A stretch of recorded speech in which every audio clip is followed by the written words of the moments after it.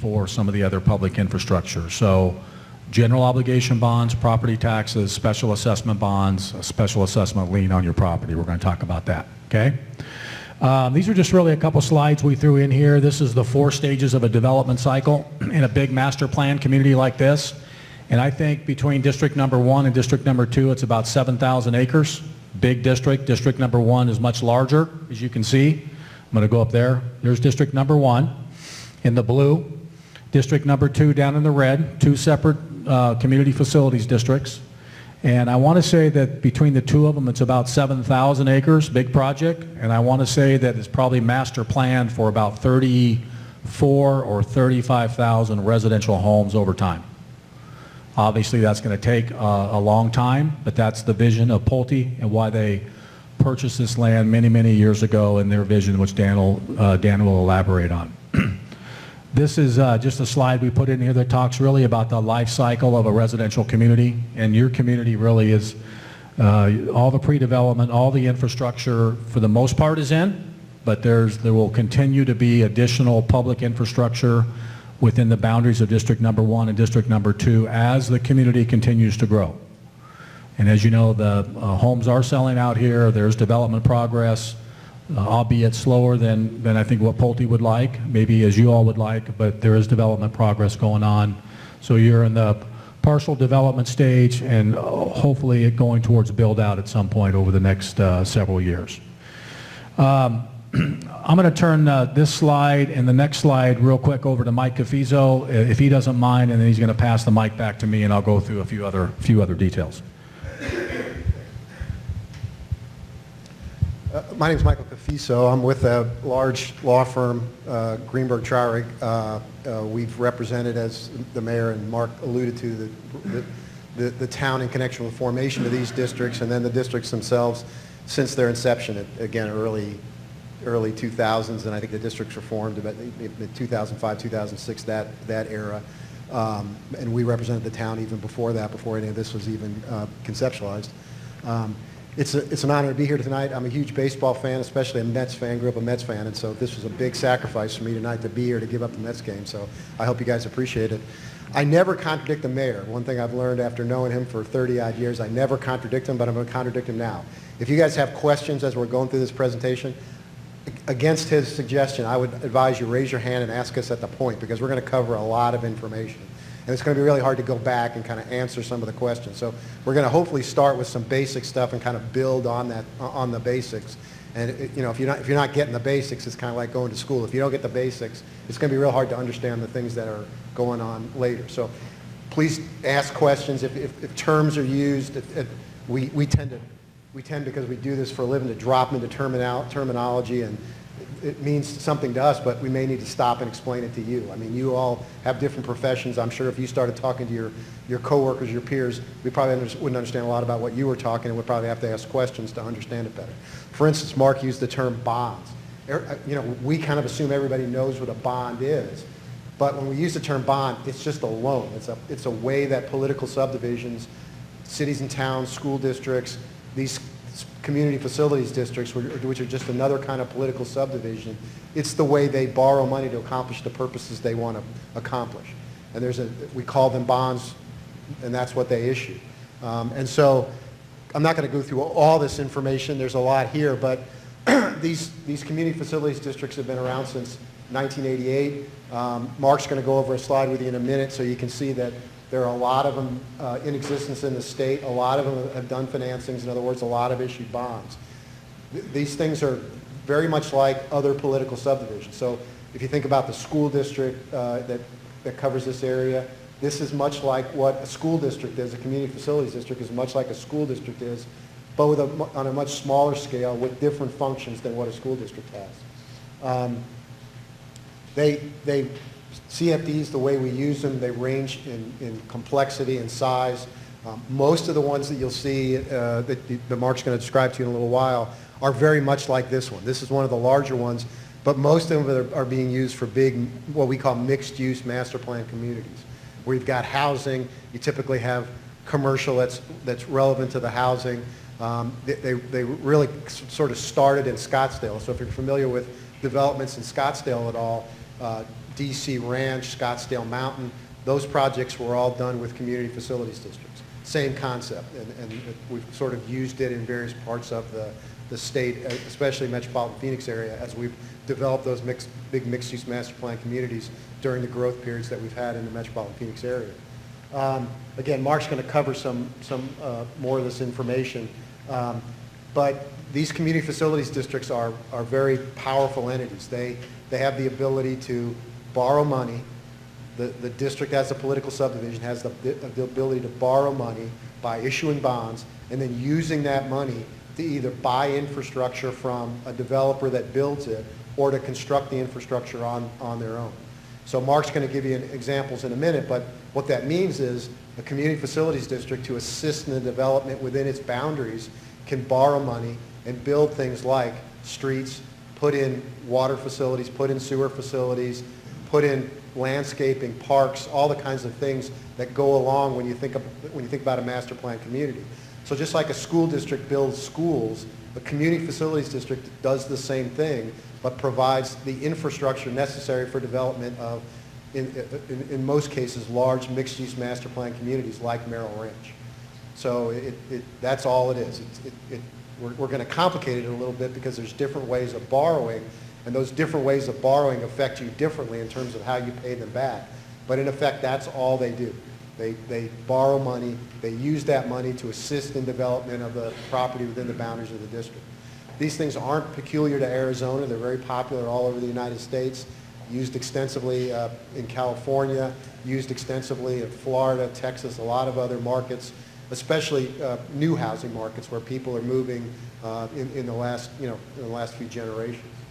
A lot of other information up here. I'm not sure that it's really necessary we cover it all. Well, I'll let Mark step in and describe to you other places that are using these, so you can see we're just not picking on you guys in terms of who else is using these. Any questions on that before we dive a little deeper into what these things do and how they do them and why they do them?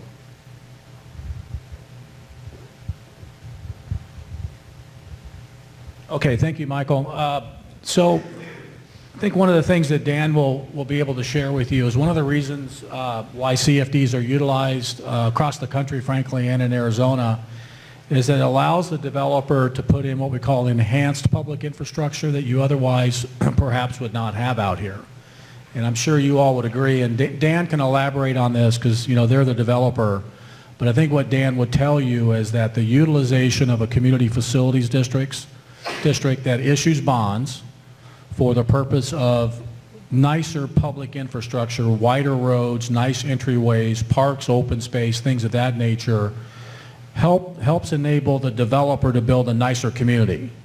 And the community facilities districts can issue bonds at tax-exempt rates, so at cheaper borrowing costs because it's public infrastructure, and then the developer takes that money and reinvests that money back into the community to have what we call enhanced public infrastructure. And I think that's what they're primarily used for purposes of that. Just real quick, as Michael mentioned, CFDs are used all across the nation, and in Arizona, about 20% of our cities and towns are using CFDs, primarily for similar projects than what you have out here for primarily mixed-use master plan residential communities. So we just wanted to share this slide with you as other cities and towns are using them. This really is kind of the bond volume that we've done over the last 20 years or so. We've issued about $1 billion in the state, and so we've got a lot of experience out there putting these bond transactions together for our communities and for the community facilities districts. I'm not going to elaborate on that too much. As it relates to your district, we talked about this. This district was formed way back in 2005 in the early stages of the development of the whole 77,000 acres or so. You can see that Pulte is going to, they own about 3,100 acres, so a big part of it. And then a big portion of District Number 1 was recently purchased by Southwest Value Partners that you may be familiar with. And Southwest Value Partners owns the land now, and they're going to position it to sell it to home builders in the next several years. So they're all working on that, and we're working with them and the town in terms of bringing them into the district because of the recent sale to them. Now, number 4 and number 5 here, really wanted to share with you these 2 types of bonds that we talked about for your district, district number 1 and district number 2. We've had the district number 1 has issued 7 special assessment bonds totaling $4.7 million and 2 general obligation bonds at about $5.3 million. District number 2 has issued very similar, about $4.1 million in special assessments and 2 general obligation bonds at about $5.4. So between the 2 districts, they've issued since inception about $10 million. So not a significant amount of bonds given the amount of infrastructure that's in the ground out here. And I want to say that Pulte's probably got a couple $100 million in the ground. Dan can confirm that. Obviously, if you look around, there are hundreds of millions of dollars of public infrastructure in the ground out here to get the development to where it is. Each district's only issued about $10 million. And I'll share with you in a minute the reasons for that. A couple of the rest of that's really kind of technical things I'm not going to get into with you. As far as the plan of finance is concerned, there's a master plan of finance that was put into place way back in 2002 and 2005 when the development was put together. And that is that each district would have a general obligation bond tax, okay, at $3.25 per $100 of assessed value and a 30-cent maintenance and operation tax within the boundaries of each district, okay? So again, as we talked about earlier, the district issues bonds to the extent that the tax base will allow it. They'll issue bonds. The tax rate is $3.55 per $100 of assessed value, and every homeowner that lives in the boundaries of that district would pay that general obligation bond tax for the public infrastructure, okay? And we're going to share a slide with you here in a moment as to what public infrastructure was built with the tax dollars that you are paying, okay? You all of us have to feel comfortable in our cities and towns and in our districts that if we're paying taxes and we're paying special assessments, that we think it's fair. We think it's equitable. And so in your case, for both districts, $3.55 for the general obligation bonds that are generally used for what we call regional public infrastructure. I'm going to show you a slide in a moment. That's what your annual tax is, okay? So what does that mean in terms of putting to the bottom line? So I just used 150. Maybe that's a little low. There's homes out here that are worth more than that, obviously, and I think there's some homes out here, the smaller ones, that perhaps aren't worth quite as much as that. So let's just go with 150,000 if you don't mind, as an average market value of a home out here. That person would pay about $28, I take that back, $35 a month for the bond payment, okay? And about $4 per month for the maintenance and operation tax levy that goes to the town for purposes of doing maintenance on the public infrastructure. So you add both those up, I'll round up to about $40 per month. A person that lives within the boundaries of either district that has a home with a fair market value of approximately $150,000 would pay about $39 to $40 a month for the regional public infrastructure improvements within the community, okay? So let me stop there. Does that make sense to everybody? Just kind of keeping the math really, really simple. And your taxes are on the county tax bill. You'll see a separate line item for it at the $3.55. In fact, I think they break out the 30 cents and the $3.25 debt service and M&O, okay? On top of that, all of you have a $3,500 per lot assessment, special assessment. It's a fixed amount, okay? And some people will come in and pay that off at closing, or for those who decide not to pay that off at closing, it goes to bond and it's amortized really over a 25-year period. And that would be about $28 per month for those of you who don't pay it off for the special assessment lien on your property, okay? Now, most of that public infrastructure is for what we call in-tract development, in-tract public infrastructure, streets, curb, gutters, things of that nature that all of you have, you know, on your lot and is allocated back to you for that purpose, okay? So regional public infrastructure for the general obligation bonds, and the $3,500 per lot is to help pay for the in-track infrastructure that you have in connection with your lot. So those are the two important ones that obviously you see in your bills and what have you. Number two there, the objective of the district, of both districts, is to maintain consistency of the tax rate at $355 and consistency of the $3,500 per lot assessment. And so far, over the last 10 years, both of these districts have been successful at setting the tax rates to be consistent with each other on an annual basis. And I think that's the goal going forward. 3 and 4 we talked about. General obligation bond proceeds are used for the regional public infrastructure, major arterials, parks, open space, drainage, fire stations, things of the nature that the whole community benefits from, and in hopes that the property tax rate is fair and equitable to all of you. Now, just one quick reminder on general obligation bonds: the amount of taxes that you pay is based on the value of your property. So the 150 was just an example. If you have a home that's worth $300,000, you'll pay double that. If you have a home that's worth $75,000, which isn't the case out here, you pay half that.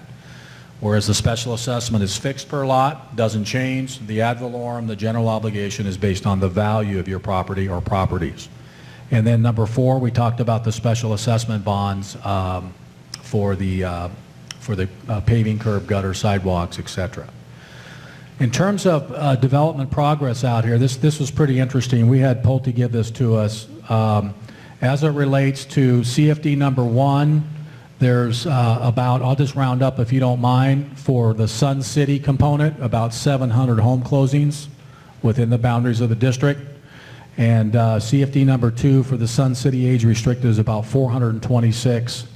District number 1, Parkside's closed about 439, and the residential homes in district number 2, Parkside, about 711. So we wanted to share with you kind of the development progress going on.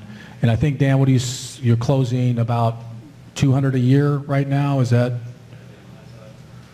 So the Pulte's out there working hard, as you all know, to sell property. I think they're doing somewhere around, 175 to 200 per year. And the numbers are pretty similar in terms of the two districts, as you can see there. In terms of build out, district number 2, which was the smaller district we talked about in the red box, that's a smaller district. They're about 36% built out from their planned residential units.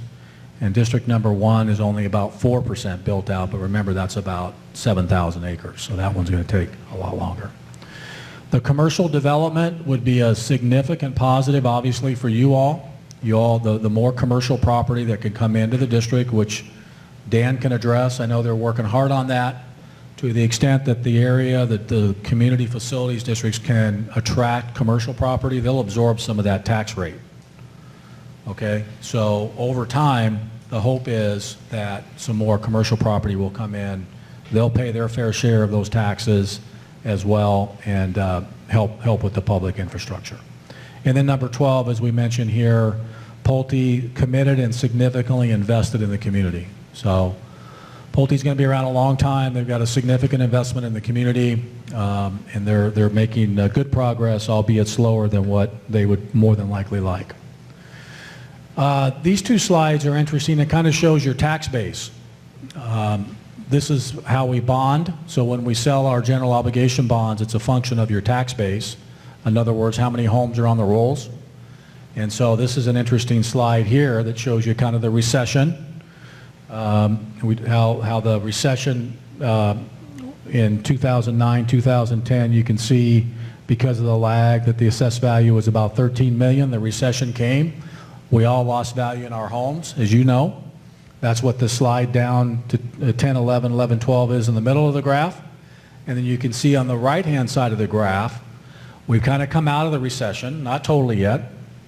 And the combination of homes increasing in value slightly, and the combination of new residential homes going on the tax rolls, you can see where we are on the right-hand side, where this last year there was a 34% increase in district number 2's tax base, which is good, which provides for the ability to issue additional general obligation bonds in the future to finance additional public infrastructure.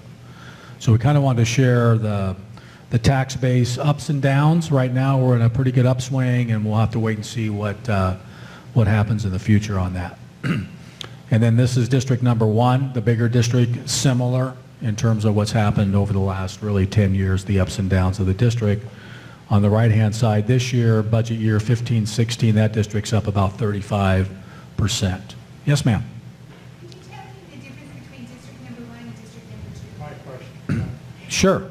Let me go back here real quick. I'll try to ask specifically what you would like to know. I know we went through this real quickly. I'm sorry? Okay. We got some maps over here. I'll try to respond to your question. Maybe Dan can help me. I've got a good slide too, that basically is the exhibits we got up on the wall. And I've also got a slide that breaks it down by subdivision name, so you can see exactly what district you are in by subdivision. But it's not necessarily Sun City Parkside, it's just, No. There's Sun City and Parkside in both districts. So this is just a slide that shows that the larger district is district number 1, and district number 2 is the smaller district that Pulte's primarily building out as we speak.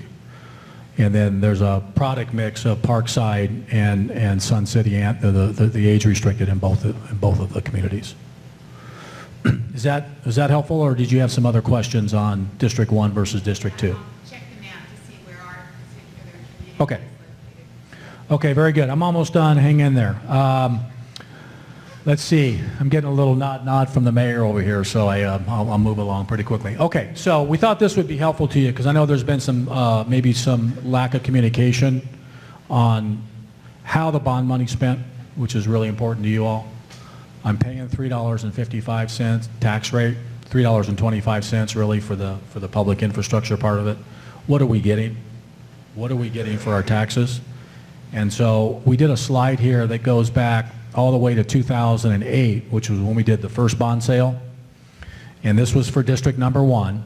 These were the general obligation bonds. And you can see on the right-hand side, the money was used to fund Merrill Ranch Parkway, American Way, Constitution Way, Felix Road, Independence Way, Sun City Boulevard, and Anthem Way. Okay? And then in 2010, we came back and did about $3.5 million, similar, Merrill Ranch Parkway, Hunt Highway, storm drainage. Obviously, there's a lot of dollars in those public infrastructure, regional infrastructure improvements. And then in 2012, we did a fire station with some of the bond money. So as your community was growing, you need to pay a lot of attention to that. Town has certain requirements in connection therewith, and so we issued about $1.4 million, and that bond money was used for the new regional fire station. And then 2013, we issued $1.8 million roughly, Merrill Ranch Parkway, Hunt Highway Phase 1. And we're in the process of evaluating the potential issuance of bonds in the next 3 or 4 months, because the districts have bonding capacity, if you will, because of the big increase in the assessed values I showed you on the previous slide. And so the 2 districts will be considering the issuance of additional bonds, somewhere $1.3 million to $1.5 million, $1.5 million to $1.8 million for additional regional public infrastructures probably in the next 6 months or so.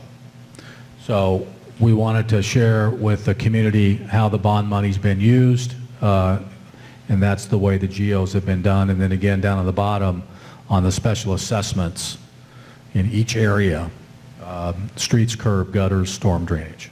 when will the used, Say that again. when will it be determined how the bond money is going to be spent this next time? For the 2016 bond sales that we're working on now, you know, again, we're going to be having some sessions with staff and council, and you know, if the council decides to move forward with those 2 bond sales, my guess is it'll be in the next 90 days to 120 days or so. Yeah. Yeah. You want me to talk about that?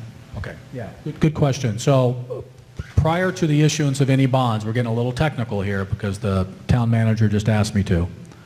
So before we issue bonds, we spend a lot of time, obviously, with staff and with the developer to answer these questions. Once all that's done, we have to go to the council, the CFD Board of Directors, I apologize, with a feasibility report, a feasibility study pursuant to state statute. And in that feasibility report, we will outline specifically how the bond money will be used exactly. And so that'll be part of the bond issuance process if the board decides to move forward. Yes?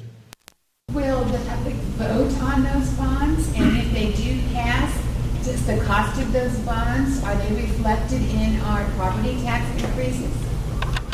Yes, as far as voter approval, the bonds were voted in when the district was formed back in 2005.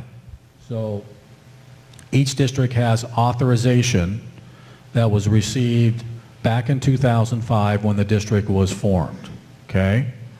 So now the decision to either sell bonds or not sell bonds is up to the CFD Board of Directors in connection with that same public hearing we talked about in the feasibility report. The CFD Board of Directors decides to move forward with new bonds, the secondary tax rate will be levied for each fiscal year to reflect that issuance, and you all will help pay your fair share on that. Yes. The bonds ever get paid off? Just go on forever and ever, or what?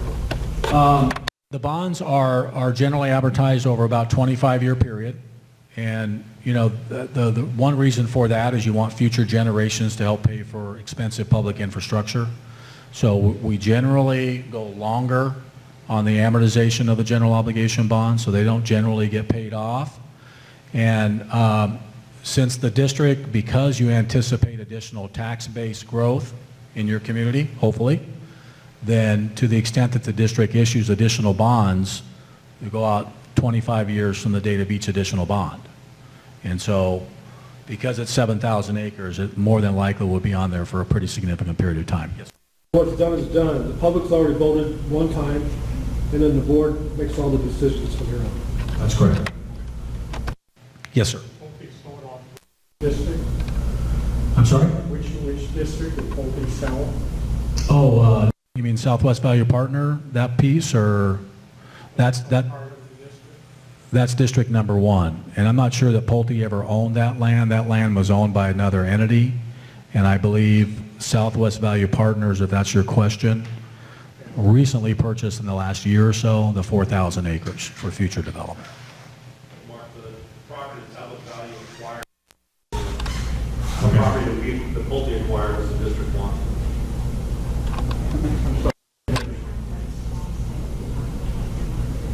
Right, yeah.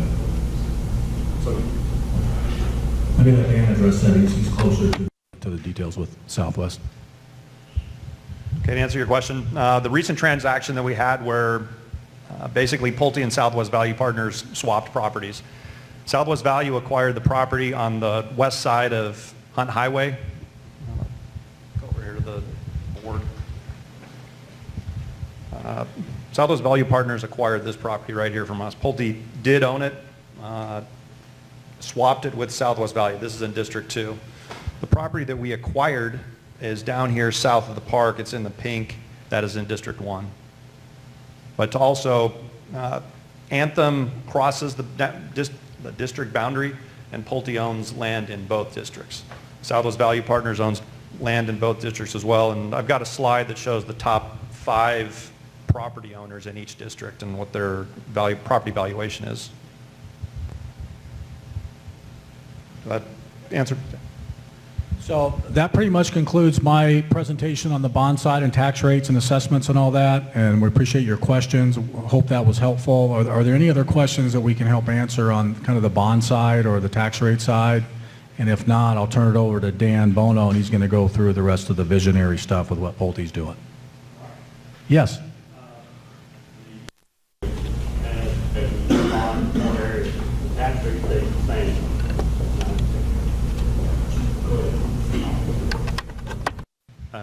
My question was to try to answer, I think one of the questions in the back is that as we bond more, will their taxes go up, the tax rate? So the goal, as I mentioned to you, is to maintain a secondary tax rate, if you remember, of 325. So to the extent that we sell, the district boards decides to sell bonds in the future, the goal for all of us, and we've been successful at this for over 10 years, is to maintain that $3.25 tax rate. So we don't expect to go above that. If there was a meltdown scenario, we would have to, but assuming there's no meltdown scenario, the district board's plan is to keep that at 325, and we would issue additional bonds up to the 325. Make sense? Did you want to add to that, Mayor?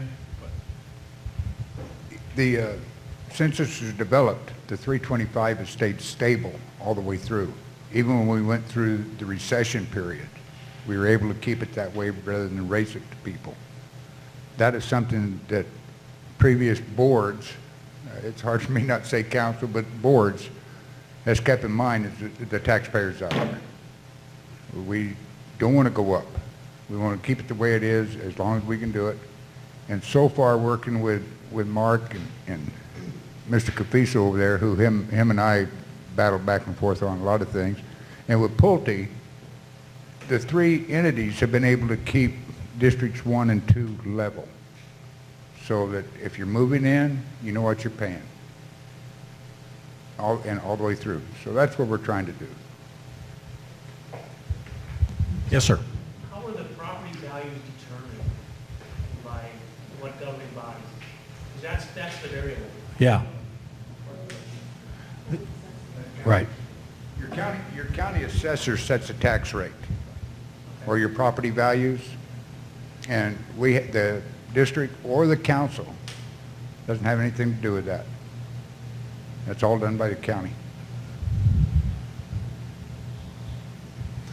Okay, any other questions? Good questions, and we hope that was helpful. And if there aren't any more, I'm going to go ahead and turn it over to Dan, and he's going to share with you what Pulte has going on for the future. Thank you. Thanks, Mark. Try and get out of the way here. Chairman, members of the board, I'm Dan Bono with Pulte Homes. Question was asked, district boundaries. So this aerial kind of reflects what we have on the wall over here with the two boundaries. And if you can go back, Mark, one slide there. So this is all encompassing. So this is the entire expanse of both districts. And one thing to note, Mark kept alluding to the fact that District 1 is larger. It's actually, by landmass, 7.5 times larger than District 2. And you may ask, why do we have two districts anyway? When Harrison Merrill was forming or working on this development called Merrill Ranch, Pulte came in, acquired a portion of the land from him. We also bought a portion of land from George Johnson and a couple other entities. Pulte wanted to create our anthem at Merrill Ranch. The district boundary at the time went up Constitution due north. It became problematic that we would have entire subdivisions that would be split on the line. You'd be in District 1, your neighbor could be in District 2. So what we did is we redrew the line in order to make sure that all subdivisions were entirely in one district or the other. So that is really the genesis of why we ended up with two districts. As Michael would probably point out, we should have stuck with one, and it may have made things easier, but essentially we did end up with two districts.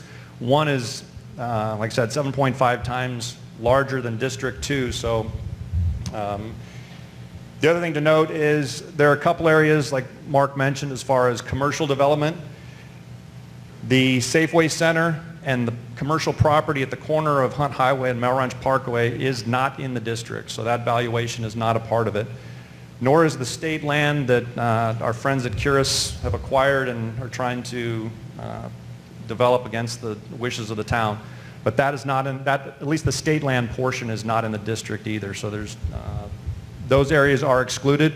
However, the hospital up at the corner at Hunt and Franklin and the new charter school that has opened, those are in the district. So the valuations will be reflected on one of the slides later in the presentation. Well, go back one.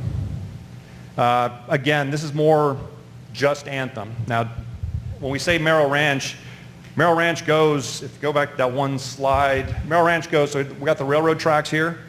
Merrill Ranch goes on the other side for several thousand acres. I think all told, CFD1 is about 7,900 acres.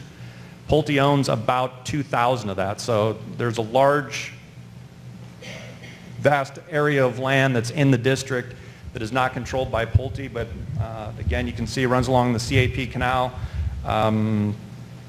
and Hunt Highway runs down here, Florence Gardens, which is outside of the district. F Mountain is outside the district as well, but just to give you an idea, as you're driving on Hunt, you have to go past F Mountain before you come to the eastern boundary of the district of CFD1. So again, large district, and if you go to the next one, this is more a blow-up of Anthem, the district boundaries, and what we have developed. Again, the yellow is the intersection of Merrill Ranch Parkway and Hunt Highway. That area was excluded from the district. And just a general rule of thumb, if you are on the east side of Constitution, you're in District 1. If you're on the west side of Constitution, you're in District 2. It is reversed. It doesn't go right to left. It's, like I said, 1 on the right, 2 on the left. Go to the next one. And I'd mentioned earlier, if you don't know, here's how you can easily find out what district you're in based off your subdivision name. So find it on there, and that'll tell you exactly what district you're in. It was mentioned before that that CFDs are a very commonplace across the country. So what we did is took a look at, these are the top 20 selling master plan communities in the country from last year. And all 20 of these use some sort of CFD financing. So it's extremely common. Michael mentioned that Texas, California, Florida are the main ones. On this list, you'll notice Texas has 8 of the communities, and Florida and California have 4 each. So again, great list of communities. Very common that financing is used. Unfortunately, Anthem Merrill Ranch is not on this list, so we're hoping to get there soon. We also talked about community facility districts in the state. Some of you may have looked at buying in Eastmark or Verrado or somewhere else. They use CFDs as well. So again, not only common throughout the country, very common in our state, and especially for the master plan communities, the large ones like we have here at Anthem.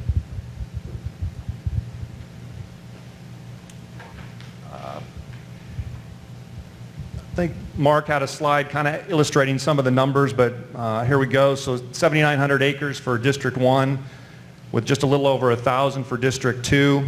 We talked about $10 million issued in each district. Again, with the size, District 1 has about 30,000 units possible, whereas District 2, just over 3,000.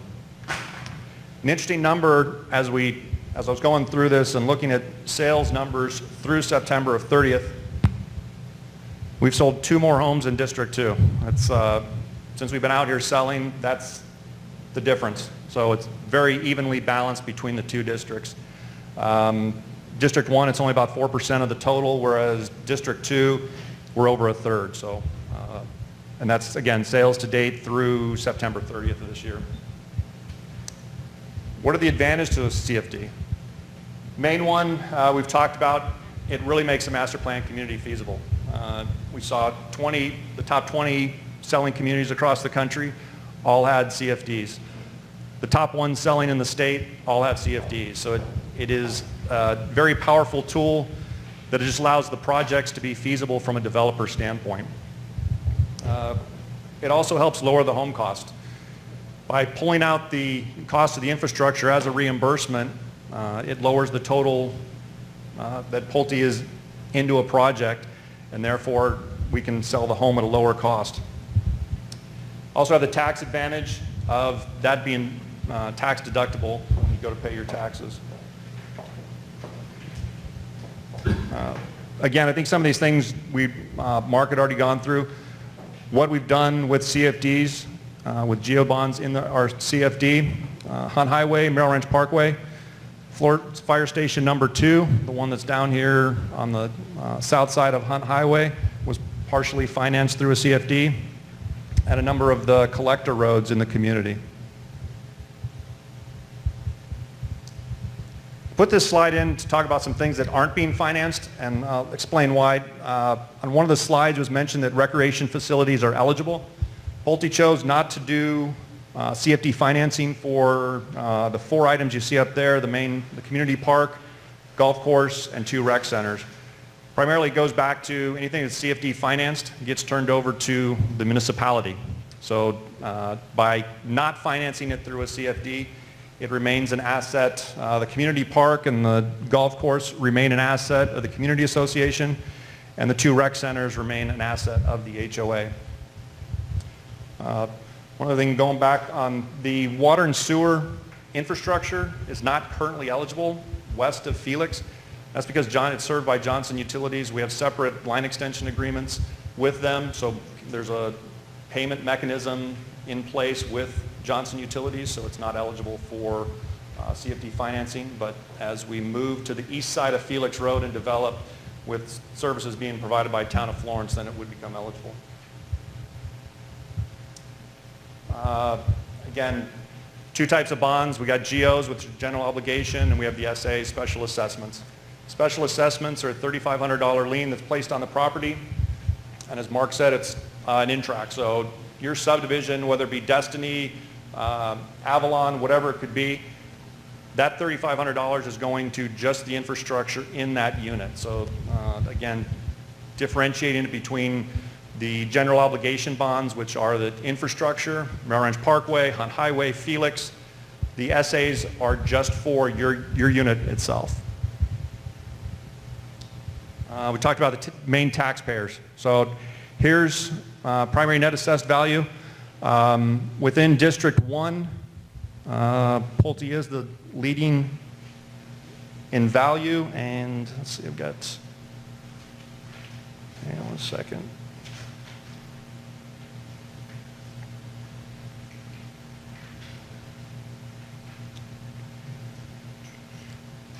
So easiest way to figure out what the tax implication for the GO bonds is, if you take each of these numbers and multiply it by 3.55, or actually 0.0355, you will get the value of what the tax paid for each of these as a portion of that net assessed value. And with these 10 properties in 2015, there was over $261,000 paid into the district just by those 10. And currently at the end of 2014, all of these were up to date on their property taxes. If you look on the county website currently, you'll see that there's a 2015 amount due. Taxes are not due until November 2nd, so all the property owners should be going through and making payment here in the next couple weeks to get everything up to speed. But and you'll see Southwest Value Partners, they are also on the list on both of them, owning property in both districts. Florence Hospital, largest entity at almost $2.5 million on valuation. Vertex One is actually the charter school. That's the entity that they currently, yes sir. I understand being exempt at this point because of probably trying to draw into the community as it would be built. Is there plans as we get larger that we're supporting that even more? Is there plans of rolling them into this tax base? Fortunately not, and Mike can harp on the legal aspects, but I think they would have to apply to become part of the district, which means they would have the taxes put on them. So not much of a chance of them volunteering to come into the district. Okay, so there was no, in the original agreement, there was no time frame? No.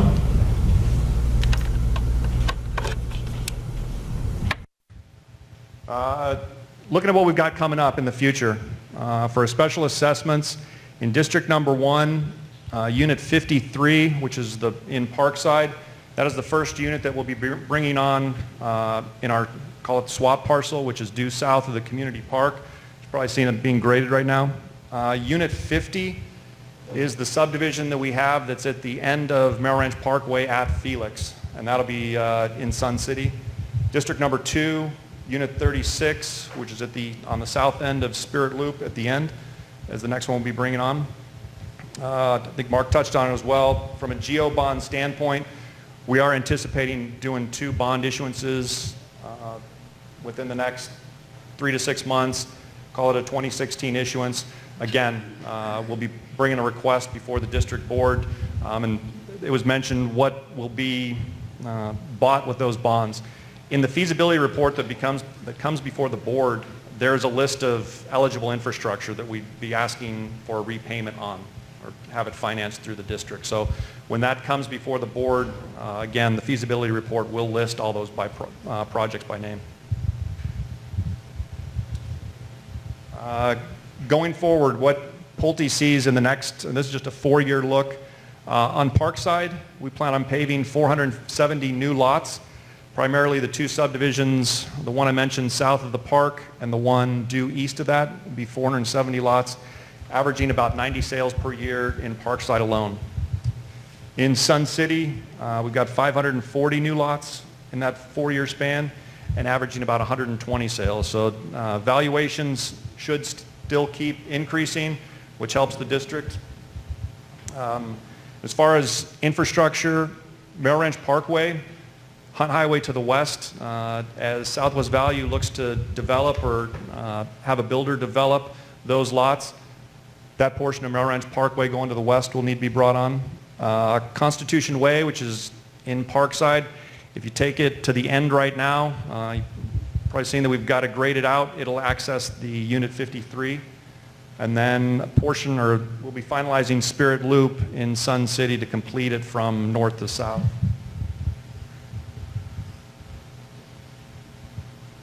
And I think with that, Chairman? Dan, thank you. Does anybody else have any questions before we get into the closing? Yes, sir. You mentioned phase 1 on the Hunt Highway. What was that? You're not out of here yet. So Hunt Highway, we have broken into what we call 3 phases. Phase 1, go to the map. Phase 1 was Merrill Ranch Parkway to the north.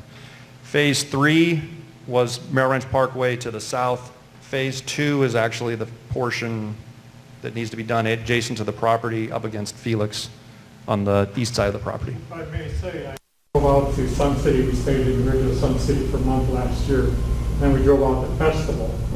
And I don't know what congressman lives out there to have 4-lane divided highway going all the way past them and then down around catching the freeway. But I told Pulte when I went to buy a new house here, building one, that if they could do to their highway, on highway, what is done on the Festival, you'd sell more homes. Now, take it for what it's worth. I'm sure you've been told this before. I got this knack for marketing. It was bought up by International French Corporation.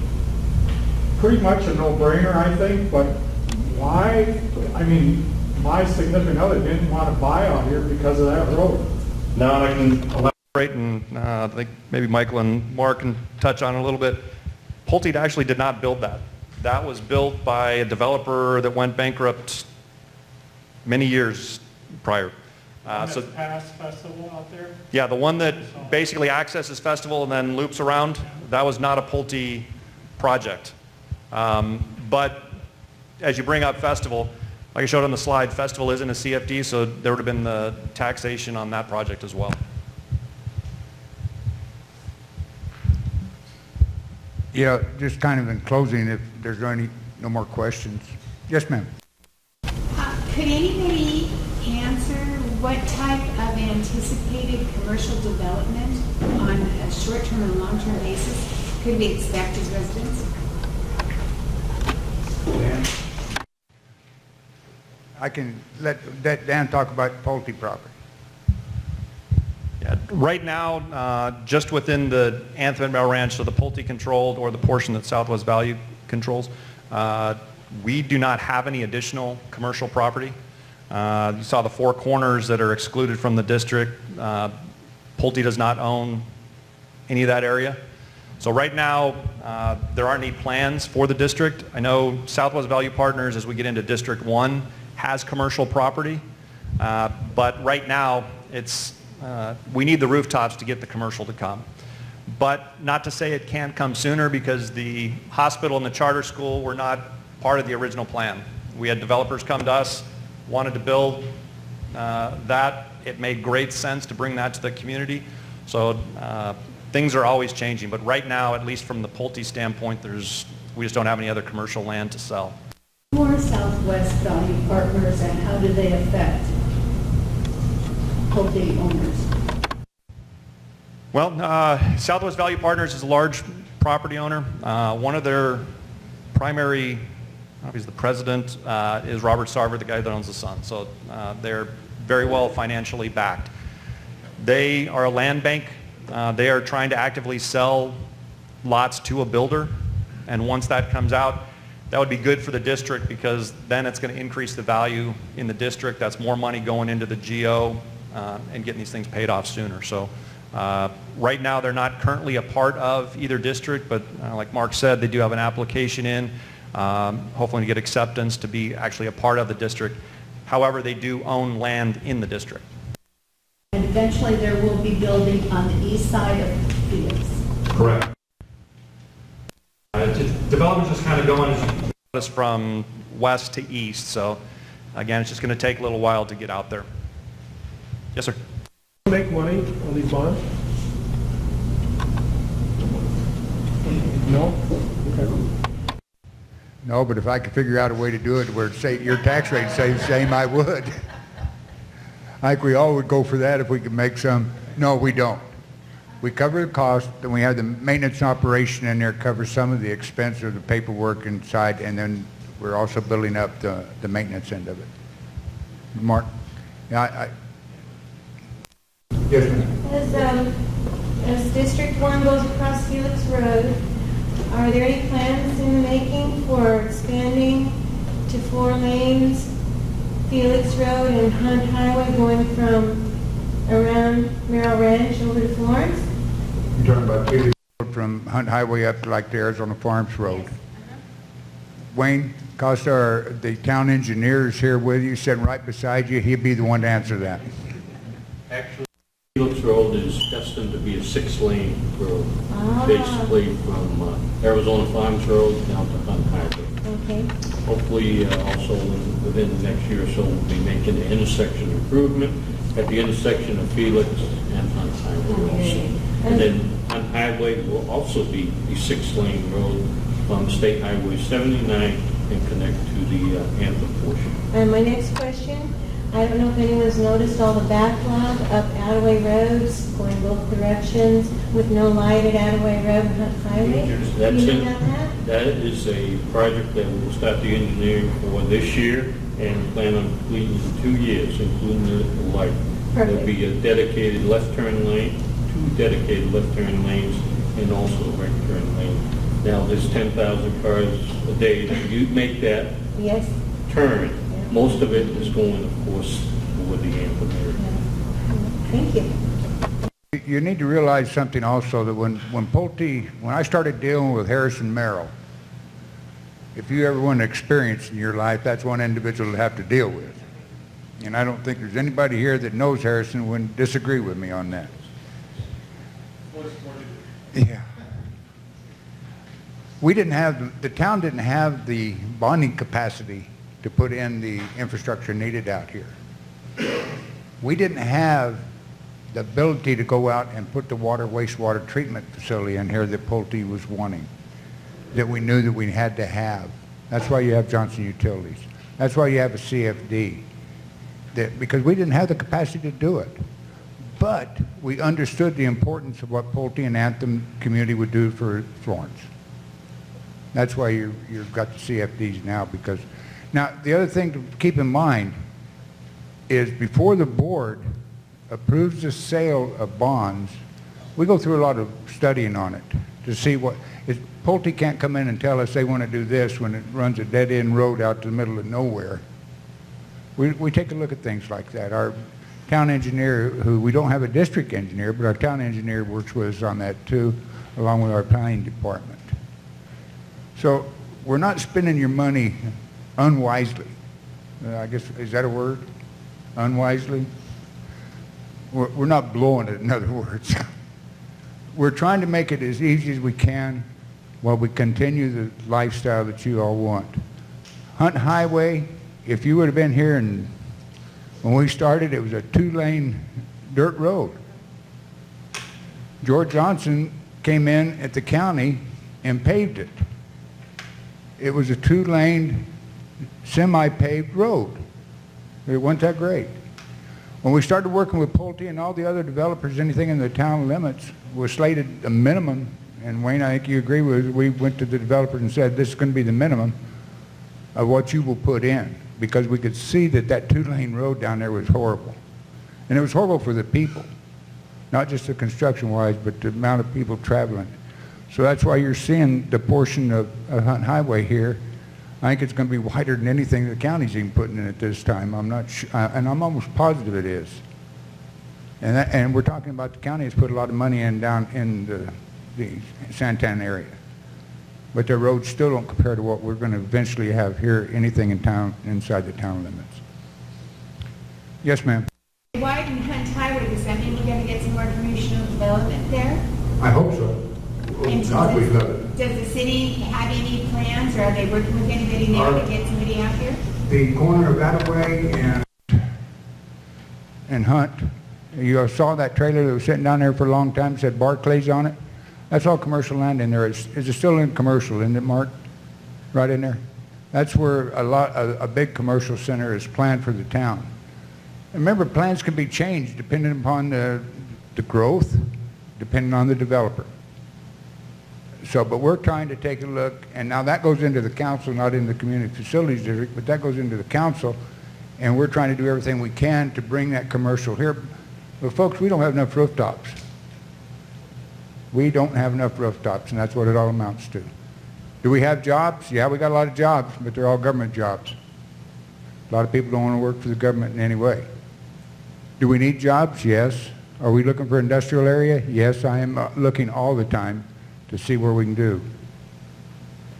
But as a community facility district, that's out of their bailiwick, but it goes into the council at that point. And as the Mets are probably getting, no, the Mets are probably winning tonight. I'm missing a volleyball game, so with a granddaughter playing in it, but we're playing Coolidge, so, and they haven't won a game all year, so there's nothing to miss there. A new solar plant, is that in the district? No, that's not in the district. Okay. No. That's Salt River project. There's a small portion of the solar project that they acquired, a little bit of acreage from Southwest Valley Partners, so a very small portion of it. But the majority of it is outside. Let's try to get more money. I need to talk to you. And we can't rob banks, so. Well, folks, also I'd like to, our interim town or district manager is here tonight with us, Lisa Garcia. She helped put all this together. Jess Knudsen, he is one of our assistant managers. Our chief of police is sitting in the back trying to be incognito. He's here tonight. Our finance director, where are you at, Gabe? There he is. Okay, there you are. They're all here. They'll be around if you have any questions after the meeting. I forgot. Well, that's another attorney. Cliff's our new attorney here for the district and for the town. And next we're going to go on the agenda. If nobody else from the public has any questions, we'll go on to call to the public. Does anybody have anything you'd like to say? Not a question, but anything you'd like to say. Okay, hearing none of that, I'll call the board. Anybody on the board have anything they'd like to say? Okay, Valerie. I know that there is a loophole, and I'm wondering, I know that we've had some people who have purchased homes not from Pulte, and they're not being informed about that assessment. I'm wondering if there's anything that can be done about that. Yeah, members of the council. Talking about private home sales? Yes. Or from other realtors? From other realtors, yes. Mr. Chairman. The board, sorry. There really isn't. We have ways to take care of that on the first sale by Pulte to the first buyer. But once that, for the next purchaser, there's really no way to enforce it. Now, it is included on the real estate development report, so if people look at their real estate development report, they'll see it. But it's not like we're able to police what we do for the primary sale. So it's a great question. It's just, we haven't figured any way to fix it, so. There again, you would hope that the realty company would be up front and tell the people that. Again, that's, as Mike said, there's nothing that the town can do about that by making it that way. John, did you have something? You bought? And he bought through a bank, and the bank didn't tell him either, so I guess that's kind of like going to a car lot and buying a car. If you don't ask all the questions, you know, it's up to you as a consumer to ask those questions to find out. And that's all I can say on that, I think. Do you have any questions?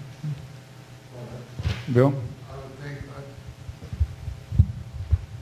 I thought the I thought the real estate rules required full disclosure on everything to do with a home sale, but I guess I'm just as mistaken as anybody else if that's not a fact. No, I think you're right. It's this idea, I don't think that there's some people doing that. And if they have a complaint, they should take it to the state real estate board, or I believe that's who it is. And I'd jump on Pulte, but they didn't sell it. Well, and if it's bank-owned and they haven't researched it, they may not know. I just wanted to thank everybody for coming out this evening, and just as a reminder, all of this information will be on file down at Town Hall. And if you have any questions, and on the website, if you have any questions, you can always contact staff or any member of the board, and we're happy to talk. If you have neighbors that were unable to attend the meeting tonight, please let them know they can contact us. Yeah, everything will be on our website also. The Florence website or the website or the Florence website? I can't speak for Pulte. I don't know that. I know somebody wouldn't get a raise, but that's okay. And it'll also be on Channel 11, your Cox affiliate. It'll also be on there, so you can, exactly when they're going to put it on, I'm not sure. Yeah, and you can watch it on the web too, the Town Florence website. You can watch it there. Well, folks, I appreciate all of you coming out, and I'm going to ask for a motion to adjourn. We have a motion and a second to adjourn from Community Facilities Districts 1 and 2 boards. Any other discussion? Hearing none, I'll call for the question. All in favor signify by saying aye. All opposed, same sign. Motion passes. We're adjourned. Thank you for coming.